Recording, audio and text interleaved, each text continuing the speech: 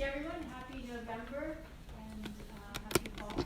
Thanks to our community member guests who are here today, including folks from Sunshine, which is filming. Is this live fed? It's live streamed right now to Facebook. Yeah, it's on our Facebook page called Sunshine Request. That's where they're stored. It's on live, which is exciting. Hello, everybody.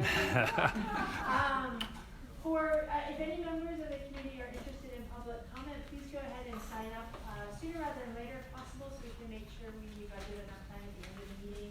Folks are allowed up to 3 minutes to offer comment on any issue that's on your mind. Our first item of business, we won't vote on this until we reach quorum, but if folks could take we did reach quorum. Actually, no, we're at quorum. Our first item of business is to review and approve minutes from our October meeting. Please take a moment to review those draft minutes. Thank you to staff and Secretary Belcher for compiling these.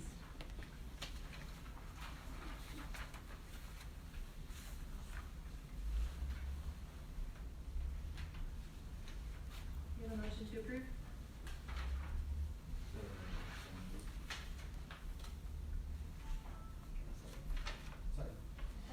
All in favor of approving minutes, please say aye.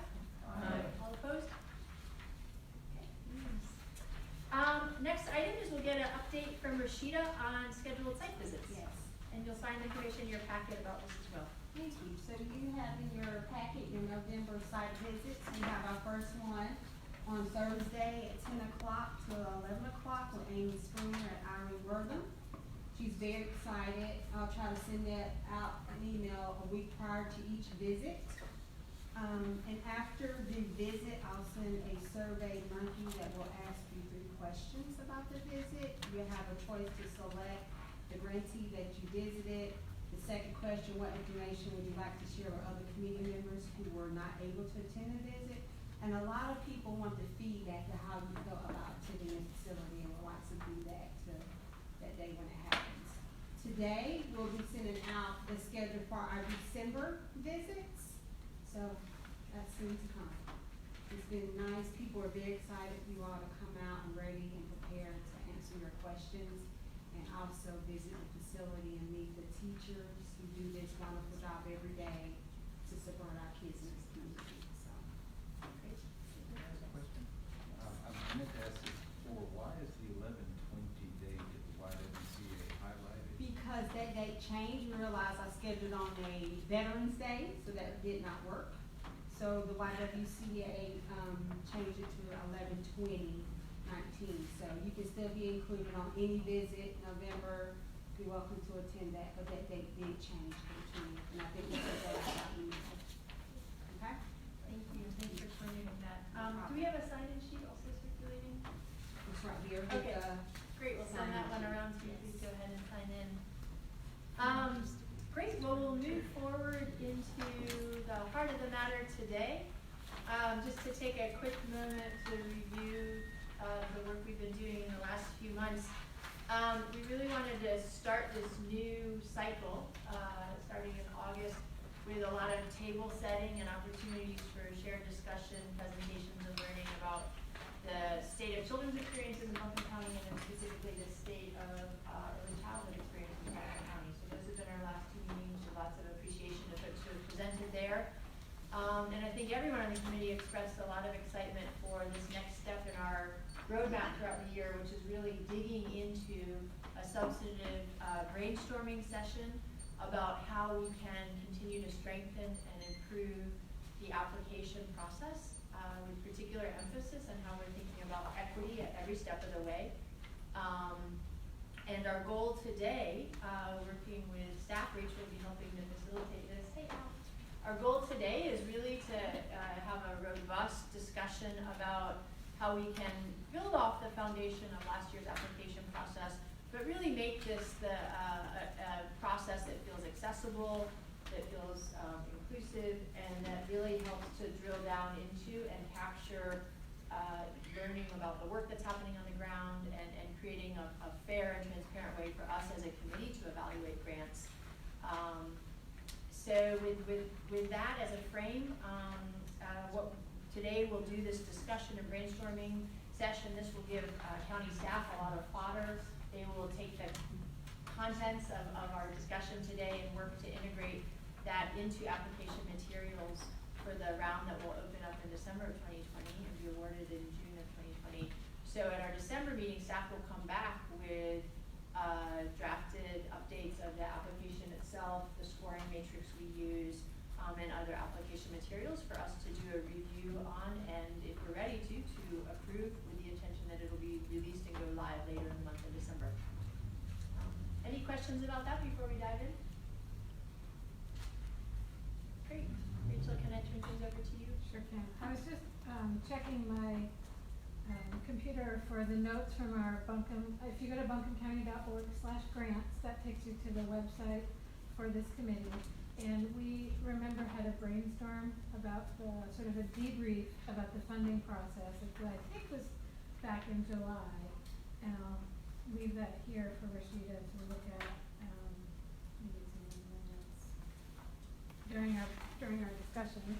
But one of the items that came out of that was that we wanted to come back later and revisit and take some time when we weren't in the midst of a funding process and talk equity. Can anyone remember what were some of the things that came up that got us wanting to prioritize equity as a conversation? One of the things was that some folks were able to present kind of to this committee and others weren't, and that felt a little inequitable. Mm-hmm. So access to the committee was something we were thinking about. Mm-hmm. And some had access to sort of external or increased technological support so that their application materials were a little more refined. And there was discussion around that. I think in the scoring matrix, there were almost every question has something about the typographical errors and things like that. And so every score was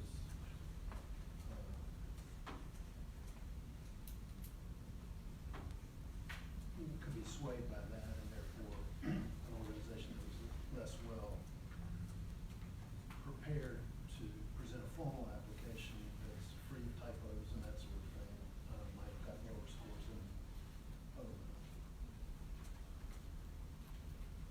I don't think I could have said that and made it any longer. That may be the least concise I've ever been.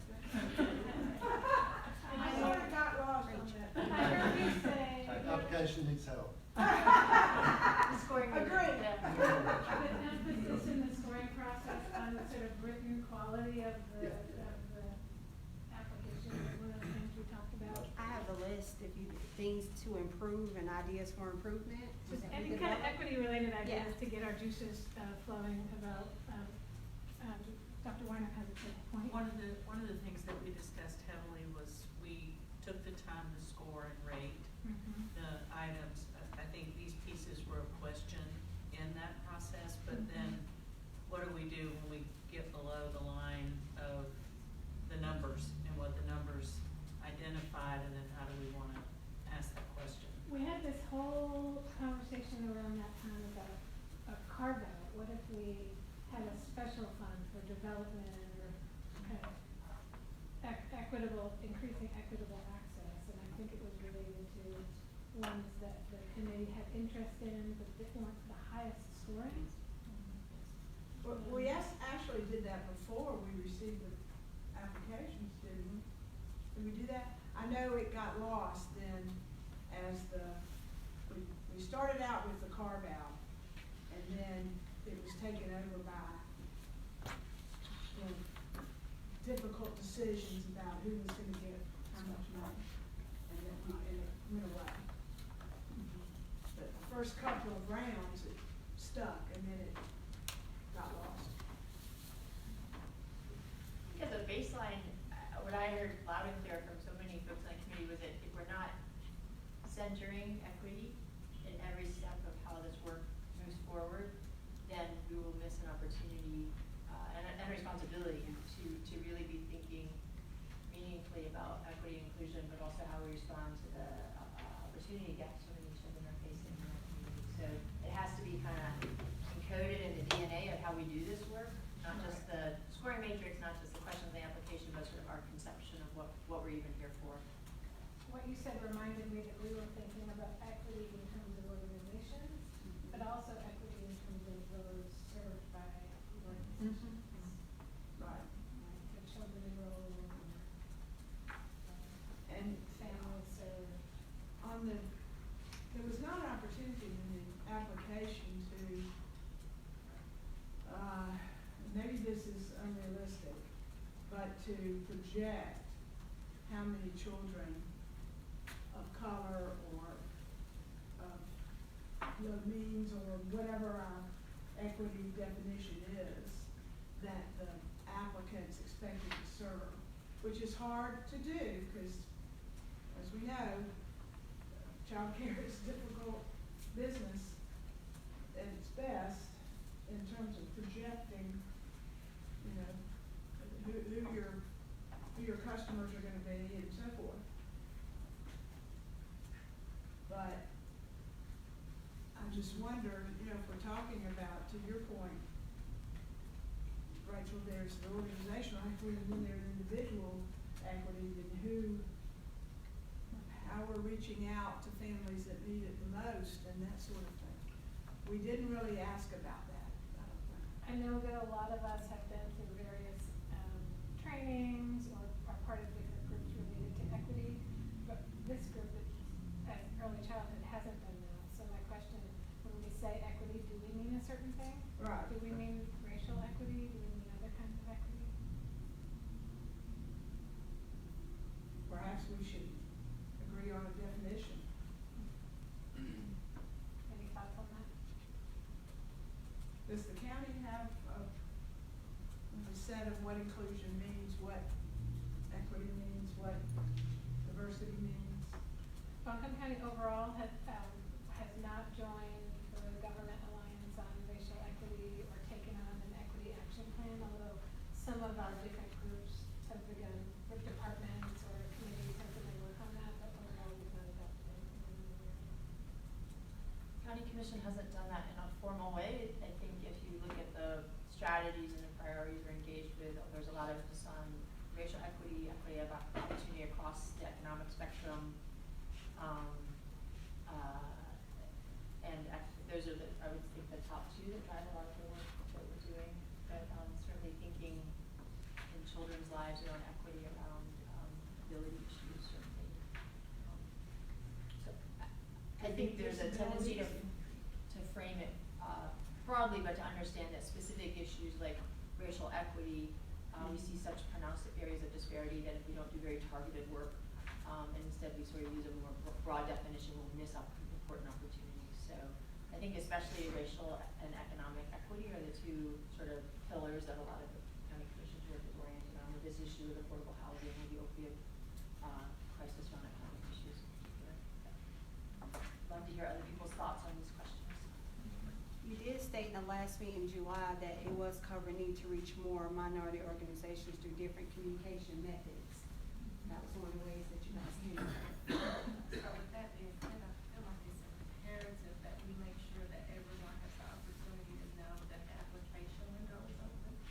I'm not sure that some of those centers that do, take care of or adhere to the Black and brown babies needs, know that there's an opportunity out here to apply for a grant. The reason I'm hiding Yeah, what's that? is when we're done brainstorming equity in general, we're gonna talk about application content, and then I'll turn this around, we're gonna talk about application process. The things that are on your agenda during this section, timeline, multi-year funding, renewal requests. And so, when we think about this as a lens at every step, what we have in mind in terms of equity, how would that impact what we ask and how we ask it and how we collect the application? How would that impact the timeline? How would that impact our grant writing workshop, our community engagement sessions, our scoring tools, all of those things? Well, another part of that is not just the children served, but also the teachers that are in terms of workforce. workforce equity.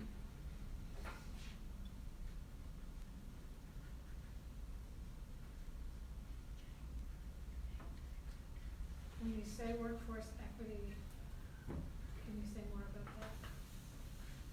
You want to just say more? Oh, just, you know, like, how many teachers of color are there in, I just think I think if for no other reason, I know there's a shortage of that in Buncombe County, but I think for no other reason than just to have it part of the application process so that people think about, you know, and they think, oh, well, maybe next year I could do better on this one, so.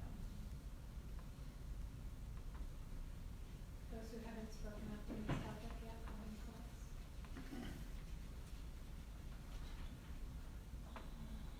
I know we talked about, organizations being able to present, I guess, in ways that they feel most creative and comfortable.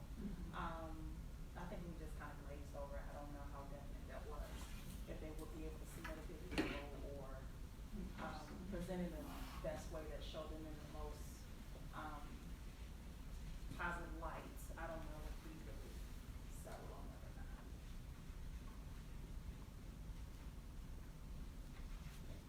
We'll come back to that in a minute, I catch that.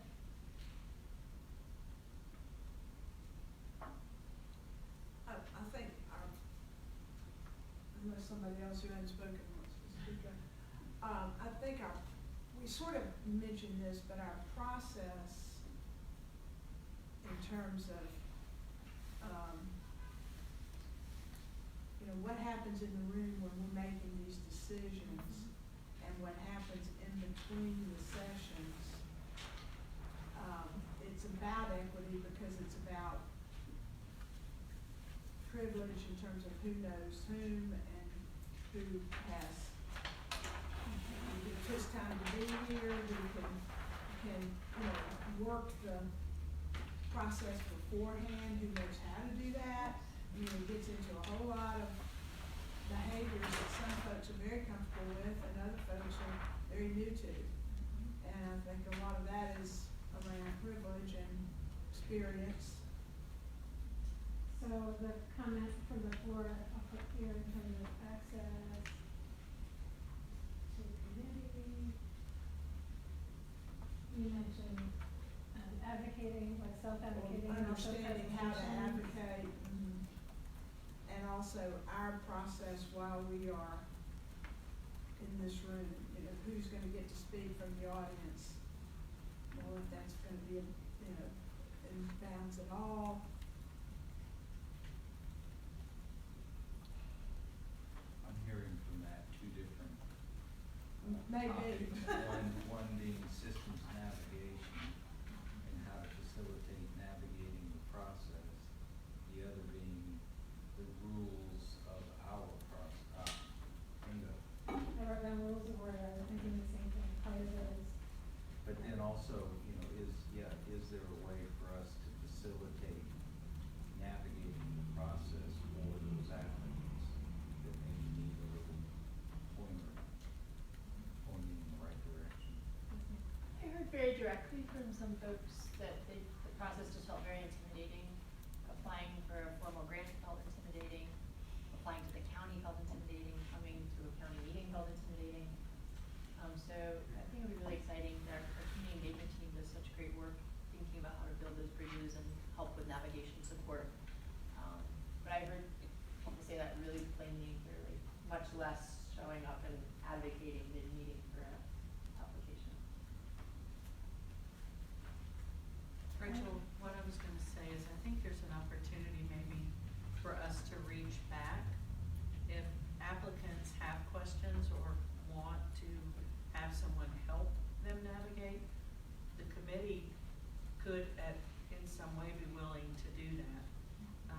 And is there an opportunity to have that conversation go both ways? And then if they're uncomfortable presenting, if we're familiar or we take the time to go get to know a particular applicant or their request, then maybe we could help them stand in the gap, I guess, so to speak, to help them with their comfort level. I don't know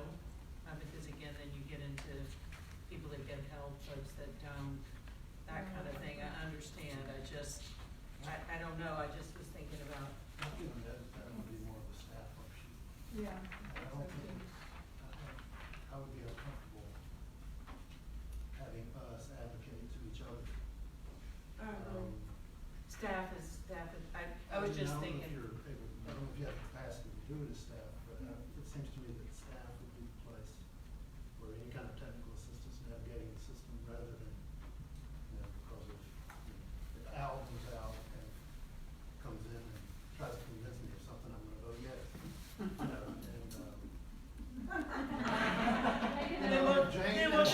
If Jane tries to do it, I'm gonna say no. Then we'll just send Al out to see everybody, right? So I will point out a couple of things that are written on the agenda under next steps.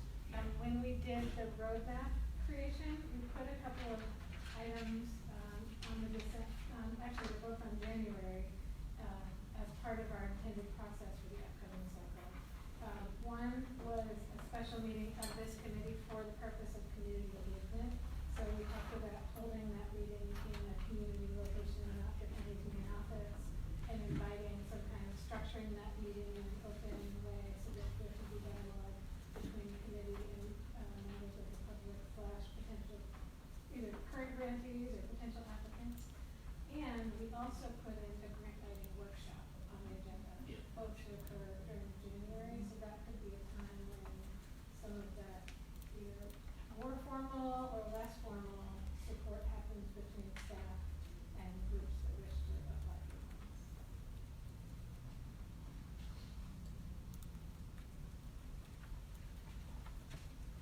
Let's talk about the application. There's a copy of the application in front of you. And there's a copy of the scoring sheet in front of you. They are structured similarly, with most questions on the application having a row on the score.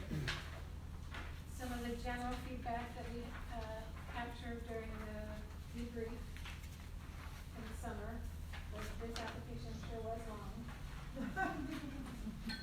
Yeah, for everybody. Therefore, the scoring process sure was long. There's a lot of different elements to score each application on. The feedback that we heard from Philip just a moment ago reiterating some of the criteria within how we score. We may want to revisit language on that so that we are prioritizing the quality of the program as well as the innovation, community connections, and other program attributes rather than necessarily just prioritizing the quality of the written application. But let's look at the application, because one thing staff will need to do that's quite tangible between now and next meeting is go in and produce an update to this based on the feedback and the conversation we had today. Are there overall comments that you'd like to make about the application? Do we have what we said before? Rashida, do we have specifics on the application? We didn't go through line by line and say, this question should come out, or let's add a question about X, Y, Z. But when I was reviewing those notes ahead of time, what I noticed was the comment about the grant. I thought we did have something done. So. As she looks that up, Can I offer some comments on that question? Okay, so, to me, the front section, all the way down to the project, basically the page 1 and most of page 2, is introductory stuff to be convinced about. I do think it's really confusing. For instance, at the bottom of the very first paragraph, it talks about the grants made will be focused on access. But 3 lines down or so, it says the focus is on scaling up practices. And then there are goals. And then there are funding will be allocated for the following purposes. And so all of these things to me need to be cleaned up to be really clear. It just seems like we're saying the same thing several times. Yeah. and using the word focus multiple times to say different things. And, I just got, as I was looking at it, I think you'd probably be half the size. And particularly, I think it's interesting to, you know, on the second page where it talks about funding will be allocated for the following purposes, 1, 2, 3, 4. Then it says funding will be allocated to support programs and activities that can help contribute to a significant scale up, which is not listed in the thing, in the list of things it's gonna be allocated for. So I just think that front section in Right. particular could really be cut and made a lot sharper. And there is a place under equity on page 3, that if we're gonna change the definition or broaden it a little bit to talk about racial and socioeconomic, we need to say it there because the application speaks only to race. Yes. So, if that changes to make the application change to reflect it. On page 4, I think for organizations, particularly organizations that aren't used to doing this a lot, it's really easy to get swallowed up in these paragraphs on outputs, outcomes, and evaluation. That seems really complicated to me. And we got a lot of repeated answers. Well, you will, because, I mean, and under outputs, it says how much will be achieved by this project. And then under outcomes, what's the intended result intended to be achieved by this project? It's the same question. So something about outputs, outcomes, and evaluation could be, maybe there's just an evaluation and some things that are a little more targeted under that, but, and then I didn't really understand what the scale question meant. Because if I'm reading that and let's say I'm a smaller nonprofit, focused on my center and adding new seats to my center, I don't know how to answer the question of what my vision is for how the strategies for this project could contribute to a significant scale up of the overall system. And so if I score badly on the scale up, I'm likely to be dropping down because I don't understand the question. So clarify or remove? Clarify or remove. I just don't know the difference. Well, I wonder, I think that's a really great observation. I would caution against remove because I think it does capture one of the key things we are trying to do, which is identify both strategies that can help scale effectively and local organizations that have the capacity to be thinking about scale, which is definitely not in the charter or mandate of a lot of centers. They're not supposed to be thinking about that. So maybe there's a way to delineate a set of questions that would be applicable to those agencies that are doing systems level work, for instance, or that have a specific idea that they do think could scale. I don't know if there are any other questions that would fall in that category. But maybe there could be sometimes in grant application you see only answer this if it's applicable to what you're proposing. Then that gets really complicated when you're trying to compare Yeah, scores. Right, but certain, like the one, like multi-year scale, I mean, there's a couple things that are just not gonna, they're only gonna apply to a certain cohort of applicants, and this is maybe certainly above my pay grade, but thinking through a way to have that there without over-complicating the scoring process. My recollection was, in glancing, it appears to be so, the scale question didn't make it, we didn't score that question. Okay. It's not exactly what we want to run, and so that as staff is a little bit confusing. Not every question in here impacts the overall score, so maybe it was just an information number. We want to have all questions be tied to score. One of the And what concerns, is scary, I'm sorry. the concern I have is when, people talk about being intimidated by the process, the first place it starts is the application and how we present it to them. And I think I'm a good example from being a person who, when it comes to applications, it's not something to do with financial statements and banking and law. So, but when I look at this, and if I was a person starting out, trying to start a child care facility. This whole application to me is intimidating. And that's what we need to do is, let's think more of the people who we wanna get involved and gear it down. Let's make it a lot simpler. You know, to me, it's too complicated in some points. And I know we need to get this information and get the right information to do it right. But, is it some way we can simplify? It's just me. And one way you see folks handle, sometimes funders handle that is by having different categories of funding.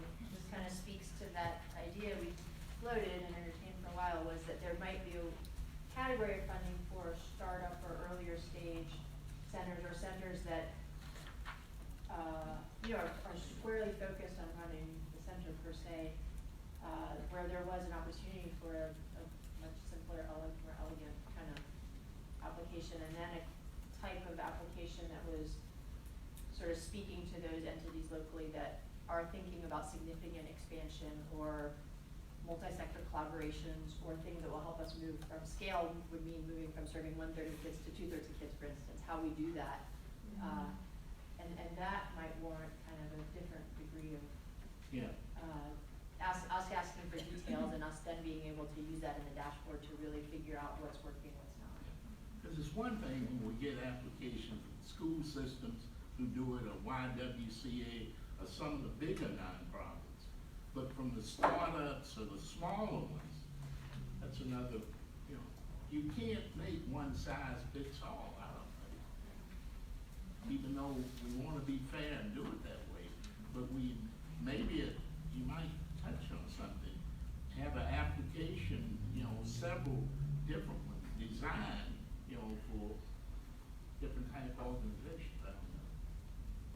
I wonder if it would be less intimidating if somewhere we had at the beginning our vision, or our mission, or our goal of the grant money. If I were a newcomer, I would read that and say, oh, this is what they're looking for, how can I, put my application in that speaks to the needs of what they're reaching for. Well, isn't that what we have at the bottom of page 1, the commissioner's goals are our goals? Right, but I'm saying, I feel like maybe it'd be less intimidating if it might be the first thing we saw. If it were on the front page, what are we about? And what is our goal, or our mission, or our vision of what's gonna happen with these allocated funds? Just soften the process a little bit. You look at it, it's saying, this application it is intimidating, or it could be intimidating. It's also not always asking questions that most childcare centers are used to answering, like how many children from 1 to 3 we were serving, how many subsidized children, what do you intend to become a 5-star center? I mean, stuff like that. Those are examples of ones to include. Well, I'm just saying that that's more normal stuff for folks in childcare to see on an application, and so I thought maybe that would be helpful. And I think we wondered about some of those things once we got into making comparisons. So I think that is important.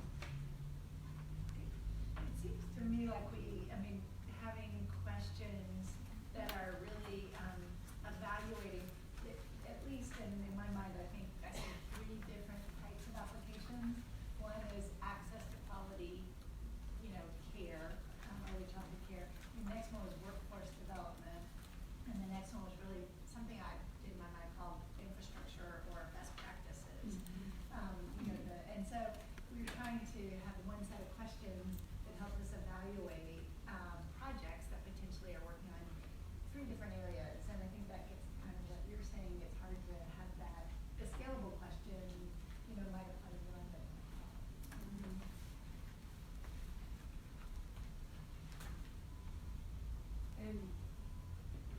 And we do mention the scale-up word several different places. And so I wonder on page 2 where it says funding will be allocated for the following purposes. Those 4 items.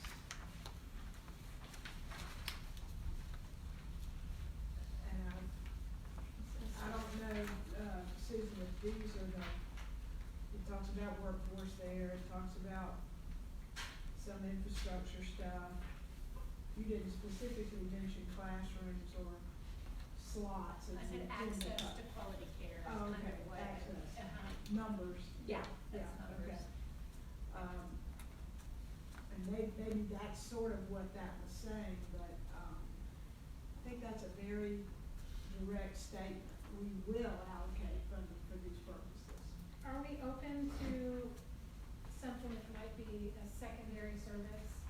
Some of those that got funded this year would be like a behavioral specialist in a center. Maybe that fits under access to quality care, but doesn't necessarily increase slots. There was also a therapeutic program that applied that would provide support, I think to both students and teachers through equine therapy. Where would those types of Did that services? come into number 3, Yeah. supporting strategies for scaling up effective programs? Do we wanna leave that in as a type? Might be creative and scale. Yeah, maybe we could word it different, but. In my mind, I was thinking that kind of stuff comes under best practices, kind of like how, Oh, yeah. you know, ideas of creative, innovative things. I don't, maybe that didn't put the right name on it, but And I think we had like transportation or kind of other. other kind of supportive services or other level as well. It's hard, the lines are gray, no matter how hard we try to make them black and white, but That's a we risk can if make we it make better. the application different for each of these three. And then it got kind of black and white, and one group associates that it's a better fit here, and another group associates a better fit there, it'd be difficult to make them in comparison. Sometimes you see it where the applicant chooses which category they want to submit under. Leave it up to them as to where they want to slot themselves strategically and content-wise and everything. Does the group lean toward different applications for different kinds, or one application for all kinds? I think Leslie's idea makes, maybe in that sort of question, if they wanna choose which application they're, or which content area they're in, but maybe the application stays the same. I think if you get 3 different applications, it's hard to compare apples to apples, but I think they can identify where they're trying to drive toward. I think the question at that point for us then becomes an allocation of the money into silos or sections for each of those focus areas, but that's a different question, so, but I think for comparisons and then letting them identify, I think maybe that makes it easier. If it makes it, I don't know, I'm just thinking about some of the questions that may not apply as much to somebody in that category as the other. Potentially an easier way to evaluate them would just be to weight them differently, still have the same questions, but say if you're in this category, you might, you know, weight the questions, if you're in the access, about how much access are you providing heavier, and the scalability less heavy versus if you're doing best practices. Yeah. I don't know. I'm not an evaluation expert, but. We'll make a note. Hmm? So we'll make a note in the second row. So you go to Wicca? I turn to the experts to figure it out. Well, if you have different questions, you wouldn't be comparing Group A applications to Group C applications, right? You would just be comparing Group C applications against each other. Right? And that gets to your question, then do you have to divide up? Sure. How do you do So it that? gets really complicated pretty quickly. The other thing I thought about is just thinking back over the applications we reviewed last year, is I think there would be some who like check all 3. You know, do you have to only check one and then they can't check the others, and then if they check 1 or 2, it is very complicated. So we don't have to land on a decision today, Yeah. we'll try to, say, decide for next time, and staff will go back and think through this. I do wonder how we maintain the simplicity and being concise. There are ways, like,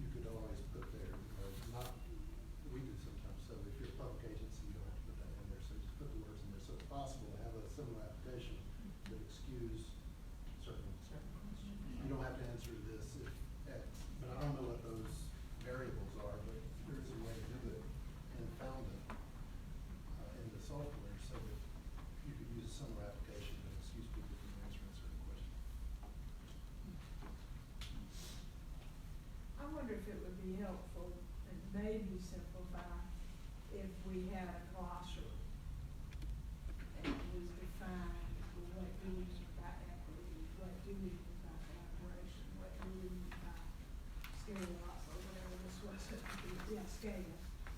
What do we mean by outlets, what do we mean by outcomes? And so that folks could refer back to that if the language gets a little fuzzy as they're going through here.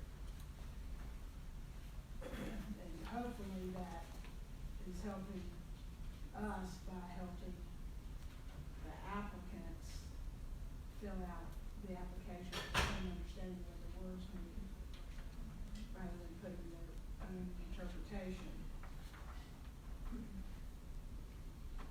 What do you mean by scope? You know, these are words that some people are very familiar with and others aren't familiar at all. And I think this is a part of our equity, try to make it very clear what the key words are. You're talking about kind of including that in that guidance that we Be do it, throughout the year. another piece of the I mean, application. the workshop. Yeah, the workshop, yeah. So, some organizations will be applying for a renewal of funds. And some projects. Some projects will be applying to be funded, same application or different? Is there any desire to have an abbreviated or somehow different application for renewal? So I have a question on the application process. In the initial ask, if it's multi-year funding, is it identified as such? So we can skip to that question. Multi-year funding, we said in the community engagement section of our process last year in the development of the application that multi-year funding requests would be considered. But we didn't have time to do a consideration of that. Do we want to try again with that? And if so, how would we structure a multi-year request? Or do we want to just stick with annual requests? All funding is contingent on the county commissioner's adoption of the annual budget. But some grant programs do award multi-year amounts with that contingency. So provided the budget is adopted and you have the fund again, you, in addition to another second year or third year amount. We hear from organizations of benefit to them to reduce burden in terms of that application process. And at the same time, the committee didn't have time in its first cycle to build a plan. So we could do that now, or we could stick with it. Last year, how many multi-year grants was given out? Do we know? None were given out. None was multi-year, no. Quite a number made a request. Okay. And when we were looking through to identify a rationale, is this a project that takes more than one cycle to occur versus is it an annual operating amount that which would like to have more than one annual operating amount? That's a nuance. It wasn't very clear. I was just gonna, I like the idea of multi-year funding to give people, the chance to really get some bigger projects underway. And we probably want to, be careful or mindful of how much money we dedicate to multi-year so that we have funds for new great ideas that come up the next year that we didn't know about. So I think that's a balance. No, And- that was my point. I think it's great. I think if you're gonna hire people, but you've only got funding for 1 year, you're gonna be really hard pressed to Right. say, okay, well, you're hired, but I can't guarantee that you're gonna be hired for more than 1 year. So I think multi-year funding is good, but it does take a balance of realizing, okay, well, if we make this for 3 years, that's 100,000 extra that we don't have next year or the next year. Well, and I think it speaks to the question of sustaining programs and the ability to budget and plan. Because I think that's as critical as considering startups and new. So much of this takes time. it just takes more than a year to get it up and running and going, and I think as long as they can present sort of the budget requirements and the reason for the ask, then I think, again, to your point, it does limit new and startup, but I think we're still trying to create sustainability and to build predictable care as well, so, I think there's some benefit. Is there any, I'm sorry, is there any way to revisit that after we do our visitations? I would just hate to say, yes, we will give you multiple funds over a certain amount of years, but we go to do our first visitation and the doors are not open. So then we've already said yes to something that they haven't even reached their first goal. So I wonder if we can say maybe, or after we visit the. Well, is it possible to get program. for either a multi-year request or renewal request? The renewal request seems to me to be almost a new application, but for multi-year funding, you would need some kind of report to say that they've met their goals in Right. the first year. Right. So your multi-year funding is contingent on two things. It would be the passing the budget, but it would also be satisfactory results on first-year funding. Yeah, you have to have attainment of your goals or whatever, Yeah. and being able to present that or prove that, or, And that would, And that then- would get at the issue I think that you're talking about, so that you. I think you just don't automatically.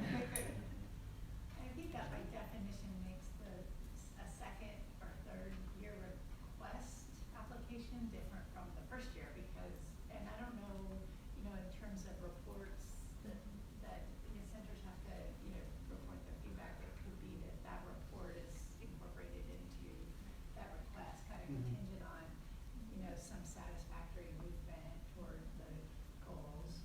And we're starting to get those reports in. Mhm. Actually, I think we have them all, but we wanted to use this month's Yeah. meeting to focus on the process so we could get the application going. So next month's meeting will be looking at those reports. How many times do they report, Rachel? 4 times per year. 4 times per year? So we'll have 3. 3 by the time the. That's a lot of reporting. Quarterly is a lot. So it's a lot more than twice or once per year, and it's a lot less than 12 times per year. It's double twice. But necessary, unfortunately, I think, because of the money and the amount of dollars going out, I think And I'm there's not- an accountability piece. I'm not sure if that as staff that we brought that to you for consideration. We experimented with a lot of different cycles of reporting, and monthly is a lot. It's really, unless we're making decisions operationally with what comes in, it's probably too much. But anything more than a quarter, things can really go in another direction with the program, and going half a year without looking at results has put us in a position before where we feel like we had our eyes off something that we should have done. I think too, when you're looking at, implications and, accountability, when I've gone out to some of the sites, I know some of them will not make the numbers because you have to look at the budget and how they had to move money, and maybe they couldn't open a classroom or add 10 kids because of the budget. So I would be careful with that. If they're not meeting it, it could be a reason why, and making it clear, because they didn't need it. Rashida and I have been pre-visiting, Rashida Yes. more than the both of us, all of the different sites, and encouraging them during those visits to be very honest with the committee about what is hard and what has been a barrier, as much as they are about celebrating what is working really well, because this is a learning process, and we have the flexibility to try some things that we don't necessarily have the flexibility to try with some of our other federal or state or other funds that come into early childhood. So definitely as we get into those site visits and as we start looking at the reports, ask open questions, and we'll attempt to facilitate that dialogue with the grantees. So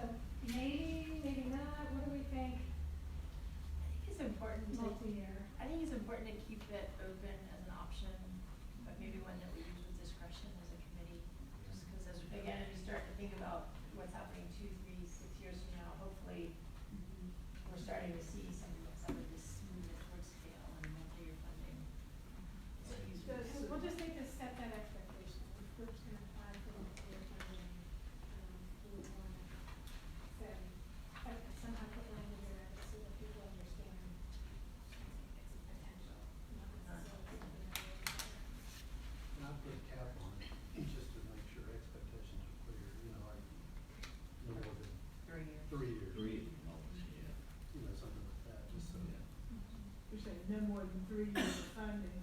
For that, for Yeah, that's multi-year right. application. Multi-year. For one way. Okay.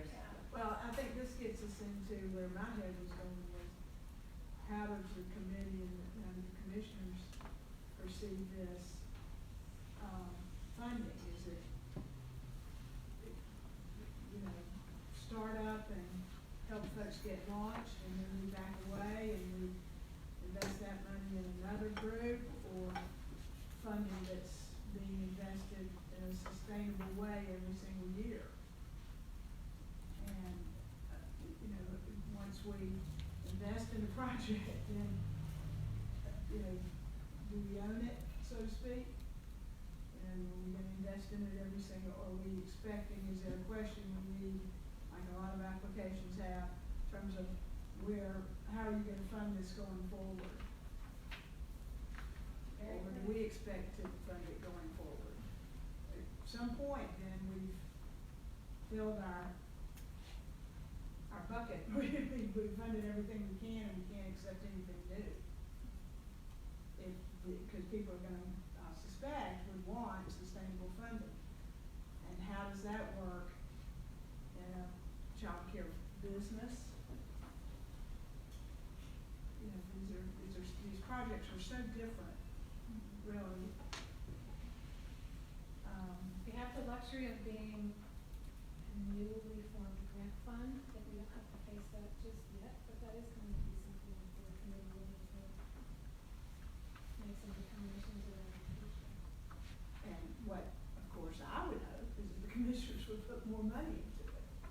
Because if we're talking about scaling up, heck, we're just getting started on scaling up in terms of what we do, as we know. In terms of the number of children and families and workforce and compensation for workforce and on and on and on.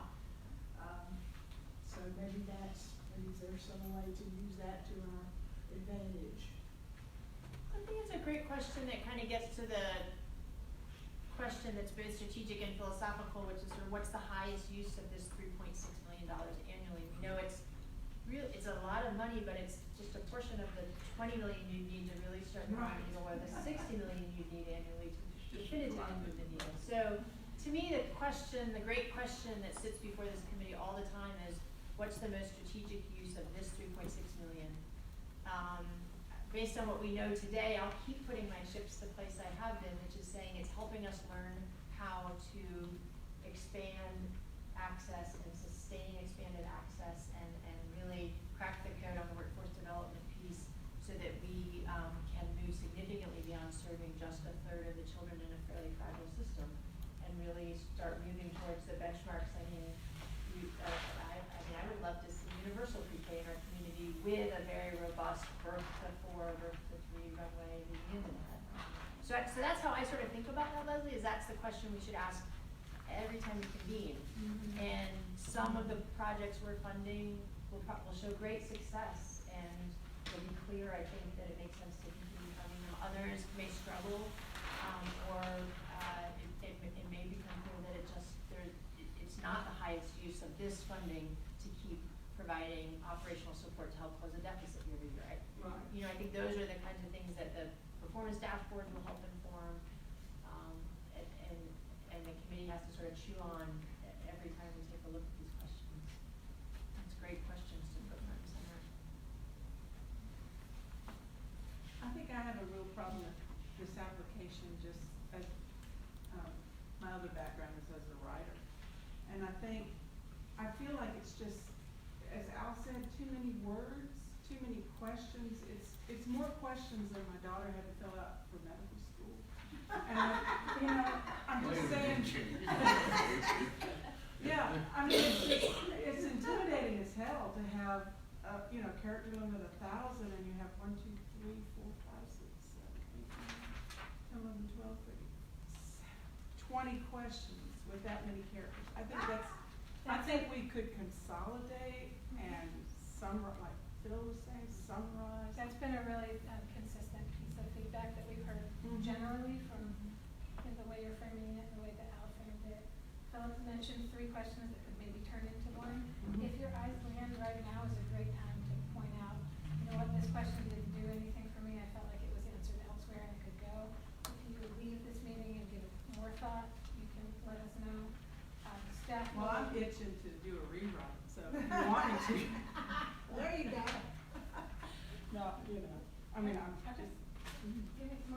Yeah, for the rewrite?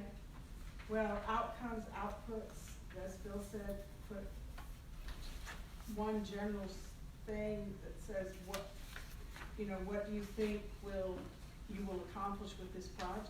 Or, you know, what are your goals for this? Something that's general for all of that. And results, and that could be one essay. And another essay could be, why is this needed? And, what is your vision for this or something? And then how will you do it? I don't know. And that when Susan was talking about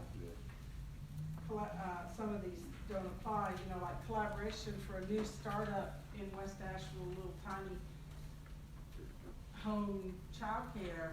I don't care if they collaborate, if they're gonna create a good childcare center. But I see why that applies to the bigger stuff. But we could have one question that's, you know, how does this project fulfill the county's purpose of supporting strategies for scaling up the faith? I mean, how does this how does it touch on these things that could be part of scaling up or something like that?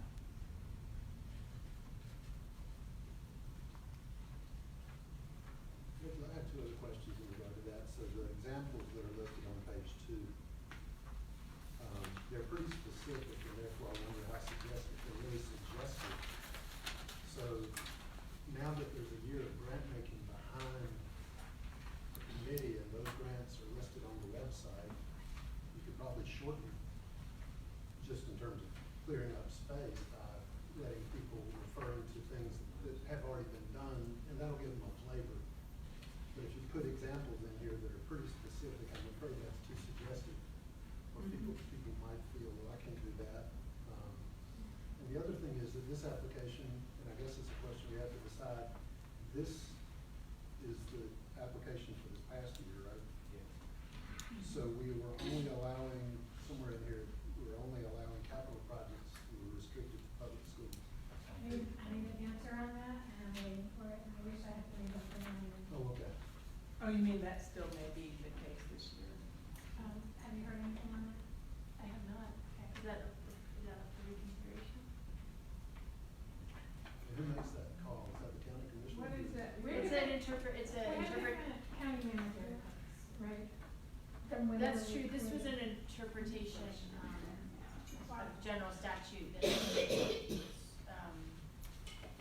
probably worth revisiting, yeah.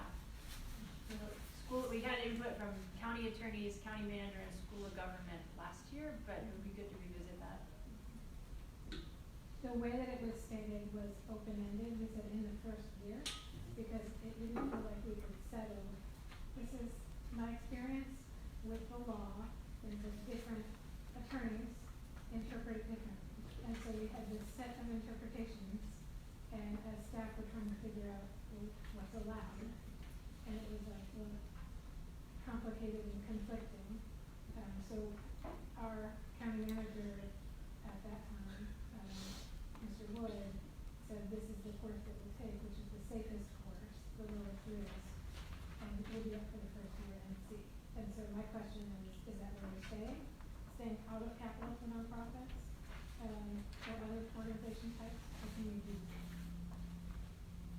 And if we really think the answer is we're not gonna do nonprofits and we're only gonna do public entities, then we just need to say something. Otherwise, I think you have people hoping out there that, okay, Okay. next year we'll be able to see our capital budget, that's not fair to them. Mhm. So however, we need to clear it up, and I didn't realize it was a legal question. Yeah, the push and pull is we're one of the counties on sort of the leading edge of figuring out some of the gray area in statute. So there's not jurisprudence on the topic, and you can get a bunch of different legal opinions, so that's just sort of the tension point, is if you do nail it down for as X, there's a possibility it could open up and you would have nailed it down for which one. Great. Or not. I'm married to a lawyer, so I can be a lawyer. Time check, Rachel, we have 2 folks signed up for public comment, and it's 2:05, so maybe 15 more minutes of discussion, and then we wrap. Okay. Siobhan asked a few minutes ago, and I have to come back to it.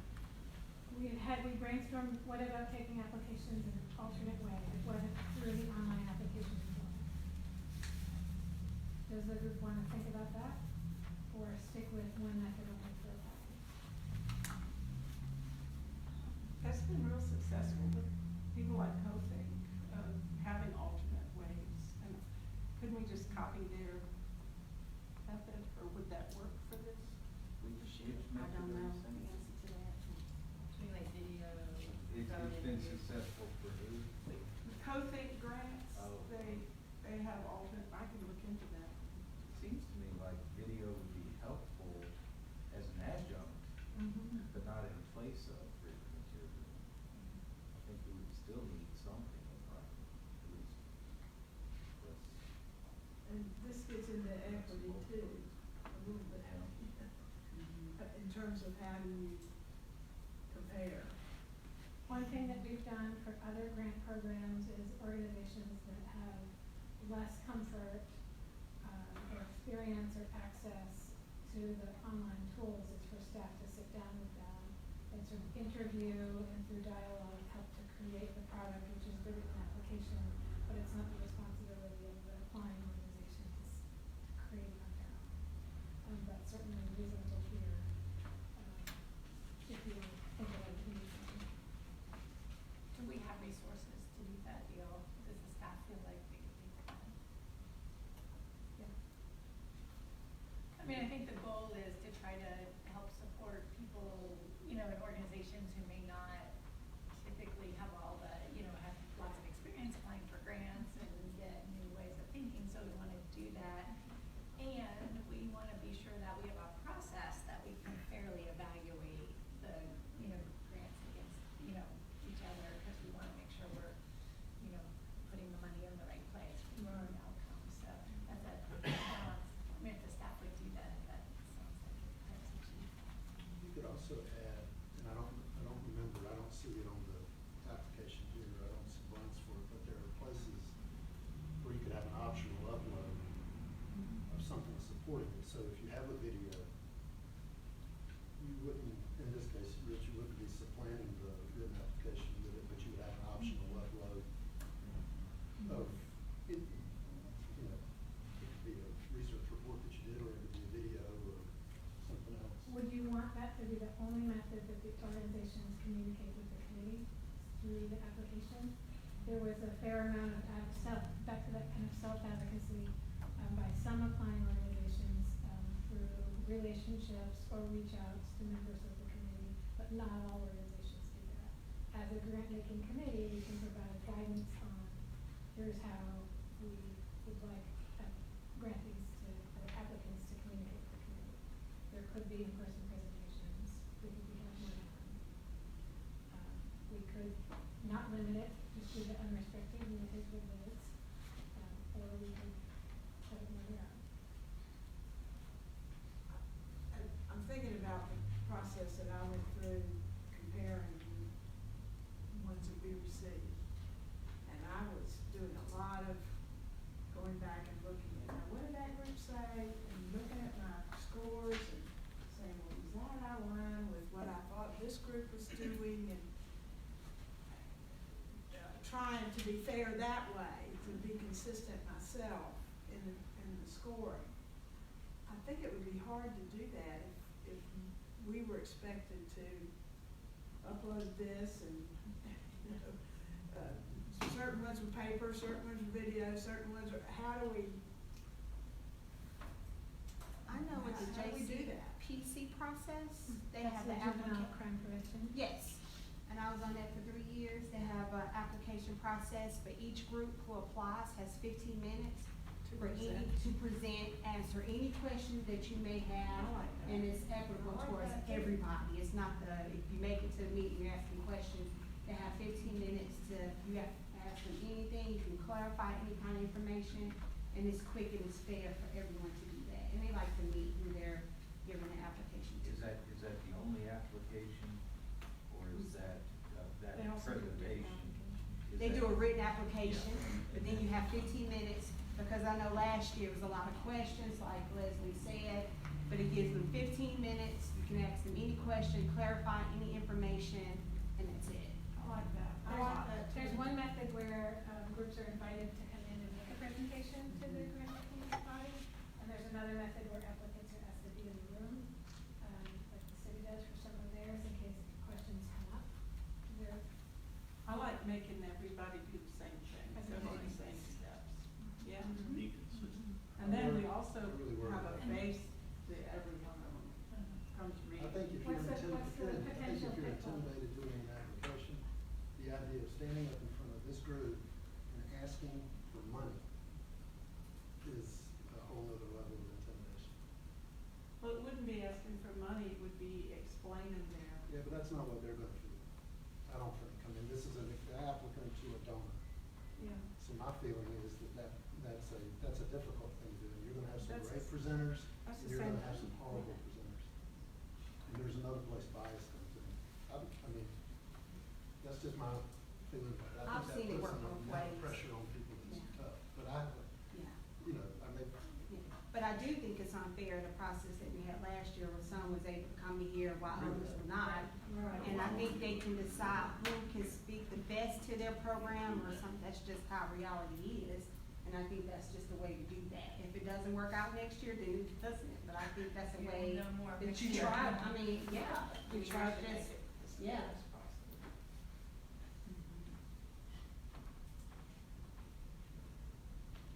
Can we talk briefly about the timeline? Let me find the blank sheet.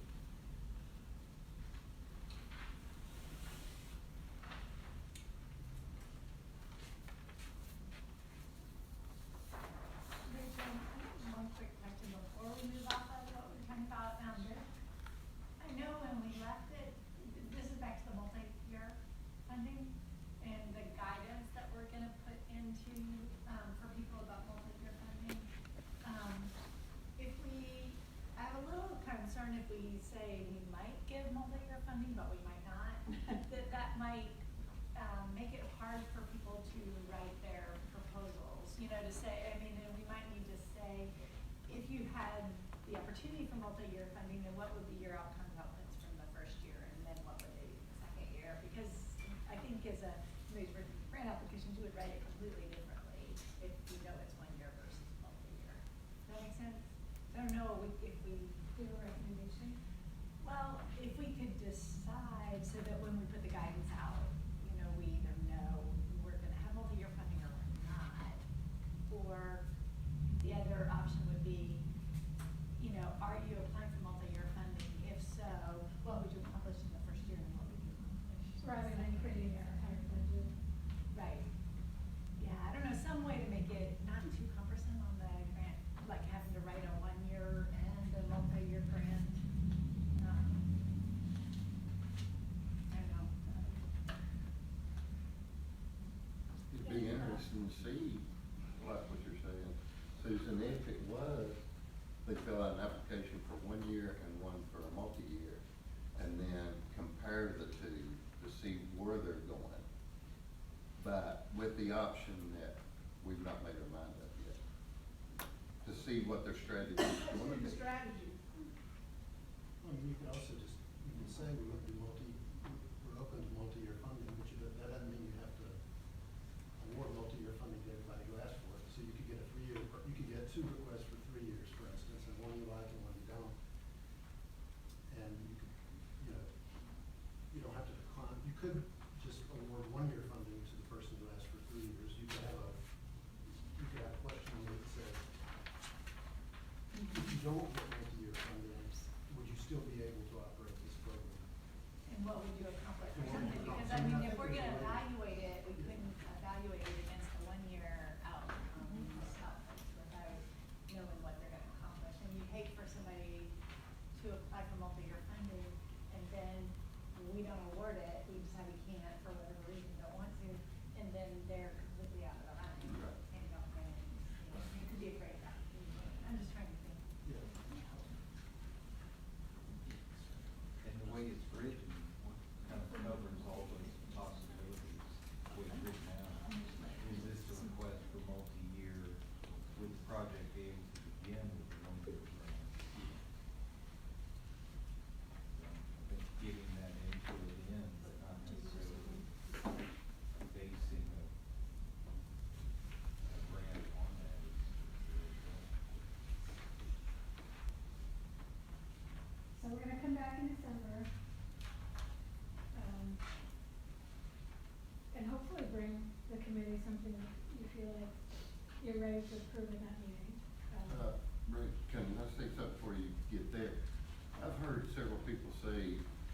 agree that this is really intimidating, difficult to read, too many questions. What about if some of them, whoever wants to, submits in a 6, 8, or 10 question, and then you get it back to us, and you use it? And then you what, Robert, when you, they submit, I'm sorry, say that they do one step, and then what do they do? Well, that you'll get access, you know, Mr. Belcher, Leslie, Jane wants to go, or whoever sends in, if it's just one question you would like to see on that. It's not adding to what we've got, it is giving staff something to look at and say, you know what, I've got 3 questions here, I can consolidate it into one the way this was worded. I love that, leaving the door open for the conversation. Those of you who think that way, if you go back and you have some ahas about a rewrite, send them my way. And as staff gets together, and works on some edits based on this conversation, we'd be happy to. But also keep all of us updated of what the question, or what someone submitted, and then we might can say, you know what, I like that, but I wonder if we could word it to save time for the next meeting. Right, because that meeting, yeah. So we will get the packet out, we aim to have it out a full week before the meeting, which is December 3rd. If we can approve an application in that meeting, it can open in, by mid-December. We will need an after date. Another item that we'll need to do is figure out what is our plan gonna be for our off-site community engagement meeting. If we're gonna change the date and or time, which we may wanna do if we're having community do it in the evening or weekend. And we'll have a grant writing workshop. The idea with the application deadline was that it would be 2 months out from when it opens. So really mid-February is when we're looking at having these come in.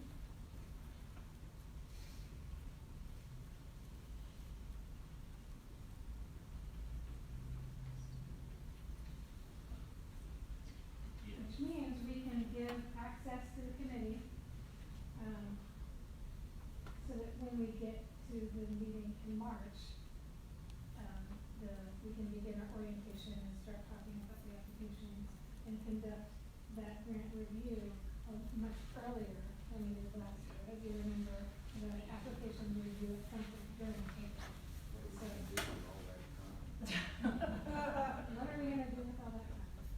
So we'll try to bring back for the December meeting, a process, some of the structure that we just brainstormed today, as well as an application and a scoring tool to go with it that would be associated with the application.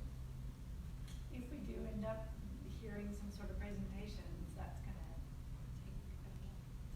It will become concerning to hear presentations. We've done it for strategic partnership grants where we have so many people, they get 3 minutes each. And we ask whether it's even worth it. 15 minutes times however many do we do it by the organization versus by project. We will take a look at that and see if we can bring you in terms of the process. My bet is the number of applications is gonna go way up this year. Yeah. Particularly if we are more proactive with how we communicate with the community. There's just been a lot of news about the whole process and existence. We can also have Right. presentations from when we were discussing the strategic partnership grant process, an idea was to have in-person presentations for those that make it to kind of the second round. The first set of scoring occurs and we kind of know top half, bottom half, and then presentations occur. There's a lot of ways to move that together. Just move it through that. I like the idea of the presentation, that's gonna make it feasible. I think our chair is giving me the eyes with this. So that we can get to that. Yeah, Rachel, thank you so much. Thanks to everyone for diving in on this. Just to review, our plan is if you have ideas about updates to the application, send them in, use the full thread if you can so that other folks can track along. Thank you in advance to staff for the heavy lift of translating all this to updated conduct business by email because it's not an open meeting. But you can Is send sharing to me. updated drafts? Yes, you can send to me, but Send, we aren't gonna discuss it further. no by discussion, email. no discussion by email, but you can share updated drafts by email. Yes. Yes, okay, good clarification, yes, thank you. If we could just one, I'm sorry, does that mean if we come up with something, we send it just to Rachel? Is that I right? think you can send it on the Send full it. thread, correct? As long as there's not discussion. Correct. Yeah, Oh, you can send so it to nobody the, can respond? yeah, don't Gotcha. respond, you can't don't respond. start going back and forth, cause that would get Right. us into big Yeah. business without Okay. being in quorum, Yeah. but you can read attachments to emails and think about them. Okay. Yeah, good clarification. If it's okay with folks, we'll just slightly shuffle the last, two items and have Trish go next with some announcements, and then we'll move to public comment for those folks who signed up. Is that an okay adjustment? Yeah. Great, thank you, Trish. Okay, so we finally did receive an allocation for subsidized childcare, and we are about $1.5 million less than where we were last year, which is a little disappointing to us. We are not sure if there might be some additional funding forthcoming. I think that part of the confusion is because, of course, the state budget hasn't passed yet. We are anticipating with the allocation we have currently, we still have a waiting list of about 700. And of course, not all of those are under 5 years old. But we are anticipating pulling off about 250 children, and they'll go back to where they started, going on the wait list and work forward by the dates they applied. Often what we find is that as we work through that wait list, some of the children have been placed, they may have moved, they may no longer be eligible. So we may end up with a smaller wait list kind of overall. But at this point, that's our projection, is to be able to serve about 250 additional children. So, Thank you for the update. So are you putting the money out now? Is it going out? yes, it takes a minute to work back through all of that because you have to reevaluate the eligibility, Right. go back and sort through it. So it takes a minute to make it happen, but I know they were putting some on this week. They put some on yesterday, so. So it just takes a Thank you, minute. Trish. John DeWitt is the first person who signed up for public comment. No, I thought I signed up that you would be here. Oh, well, you successfully did that, you're here. Amy Berry also signed up. Yes. And likewise, I was signing in, and I wasn't everyone else, but Yeah. then I thought I'll just leave my name, because I might actually need to. Okay. Thanks. Thank you for taking such, time to review the application process. You clearly had unusual topics to, entertain. One of the things I wanted to, ask the group to maybe think about a little further is, in the spirit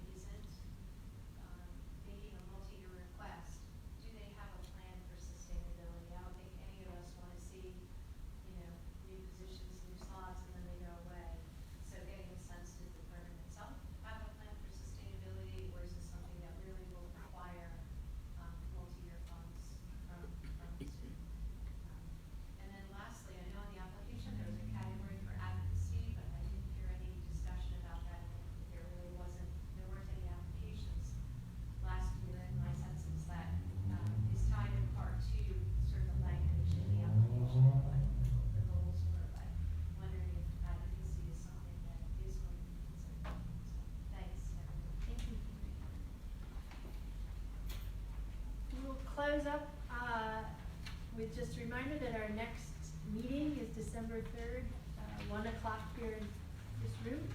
And between now and then, hope everyone has a great time on the different site visits. It'll be awesome to hear stories about how those are going. Thank you